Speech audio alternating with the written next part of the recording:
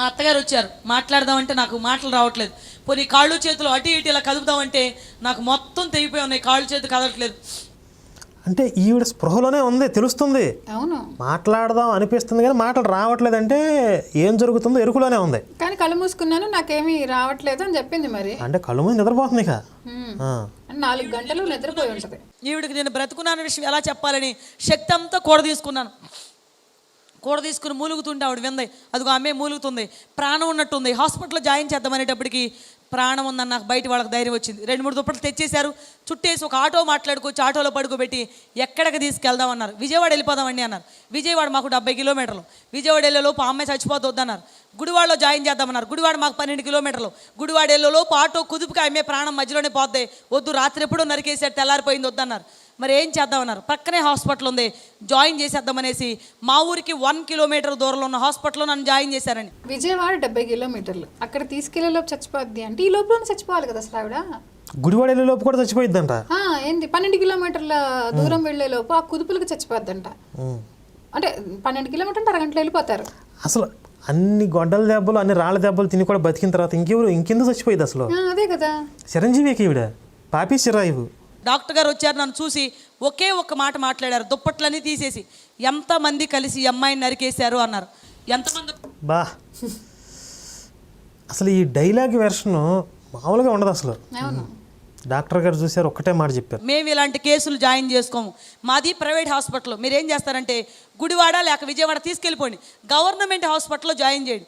ఇంకెందుకంటే ఆమె చనిపోద్ది కాసేపటికి, మొత్తం నరికేసి ఉంది ఒళ్ళంతా, మెడికల్ లీగల్ కేసులు అవుతాయి, చాలా జాగ్రత్త అని చెప్పి ఆయన వెళ్ళిపోతున్నారు. మా వాళ్ళందరూ వెళ్ళి కాళ్ళు పట్టుకున్నారు. సార్, ఈ అమ్మాయి చనిపోద్దని మాకు తెలుసు సార్, గవర్నమెంట్ హాస్పిటల్లో కనుక చనిపోతే వాళ్ళందరూ వచ్చి పెద్ద గొడవ పెడతారు సార్, ప్లీజ్ సార్ మీరు జాయిన్ చేసుకోండి, మేము మిమ్మల్ని ఏమనం సార్, ఏం జరిగినా ఏమనం అంటే. ఊరంతా పోగా ఎంత తెలిసిన వార్త పోలీసులు తెలియకుండా ఉంటుంది, ఎవరు చెప్పకుండా ఉంటారా నరికేసిన వార్త? చెప్పలేదు. అసలు కామెడీకి కూడా హద్దు పొద్దు ఉండదా? ఇక అది కామెడీ లాగా కనిపిస్తుందా మీకు?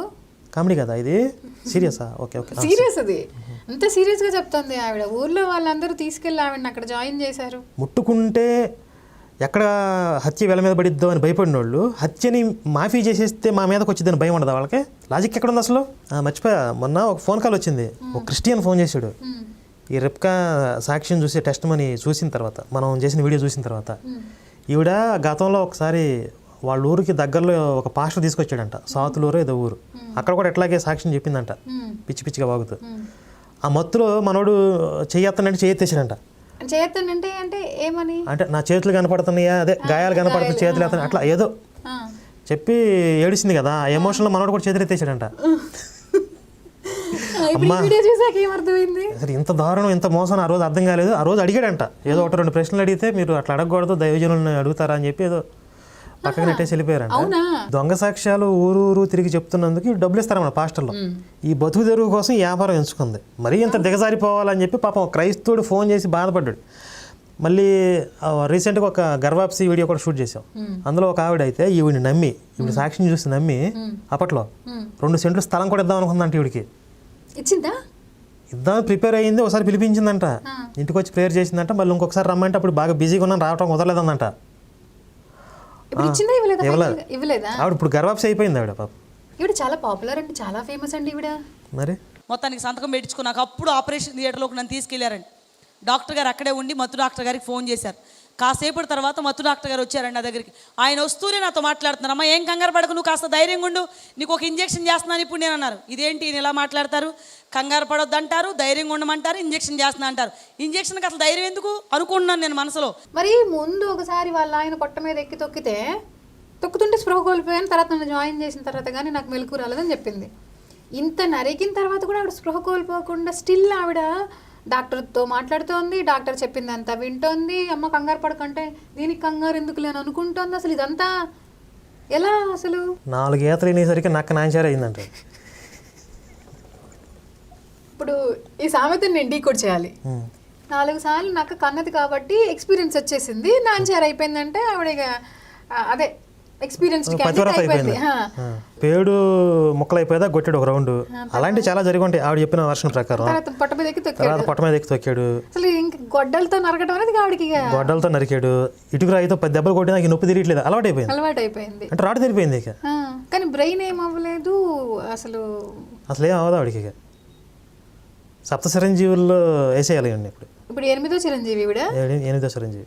ఇంజక్షన్ రెడీ అయింది, అమ్మాయిని ఫోల్డ్ చేయండి అన్నారు. ఎప్పుడైతే ఫోల్డ్ చేయమన్నారో కాళ్ళ దగ్గర ఉన్న స్టాఫ్ అందరూ తల దగ్గరికి వచ్చారు. ఇలా పడుకుని ఉంటే 2 చేతులు పట్టుకున్నారు. ఇలా పడుకుని ఉన్న లేపి తిప్పుతుంటే చెట్టు విరిగినట్టు వచ్చింది సౌండ్.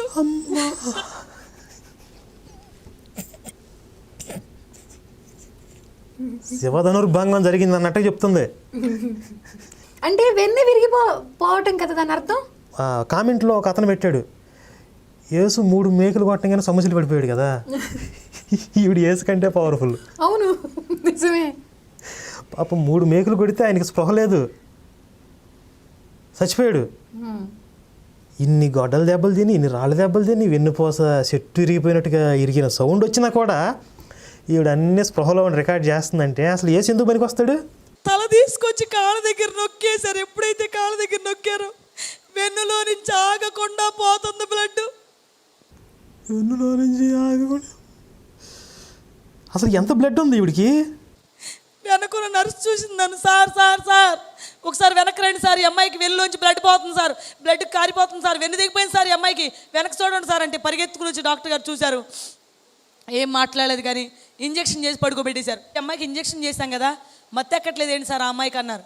బాగా నరాలు కట్టేది సార్, ఆ అమ్మాయికి బ్లడ్ కూడా చాలా ఎక్కువ పోయింది, ఇంకొకసారి ట్రై చేద్దాం అడగండి అన్నారు. నా దగ్గరకు వచ్చారు డాక్టర్ గారు, అమ్మ నువ్వు కోఆపరేట్ చేస్తే ఇంకొకసారి నీకు ఇంజెక్షన్ చేస్తాం, ఆల్రెడీ ఇంజెక్షన్ ఫెయిల్ అయింది, నీకు బ్లడ్ ఎక్కువ పోవడం వల్ల నరాలు కట్ అవ్వడం వల్ల కొంచెం మాకు కోఆపరేట్ చేస్తాం, మీకు దండం పెడతాను సార్. మీరు అలా ఉంచుతుంటే వెన్నులో నుంచి భయంకరమైన బాధ వస్తుంది నాకు, నేను తట్టుకోలేకపోతున్నాను సార్, ప్లీజ్ సార్ వదిలేసేయండి అంటే. ఇప్పుడు మాట్లాడుతుందా? మరి అదే కదా నేను చెప్పింది, వాళ్ళ అత్త దగ్గర ఆవిడ అమ్మాయి అని లేపుతుంటే కూడా మాట్లాడే శక్తి లేదు, ఏసయ్య అని పిలవడానికి శక్తి లేదు. ఇక్కడ మాత్రం ప్లీజ్ సార్ నన్ను వదిలేయండి సార్, నేను వెళ్ళిపోతాను సార్ అంటుందంట. నేను ఒకసారి జాతకం చూపించుకోవాలి. ఎందుకు? ఇప్పుడు ఇంత దరిద్రం అనేది వినాల్సి వస్తుంది అనేది కల్లో కూడా ఊహించుకోవాలి అసలు. నేను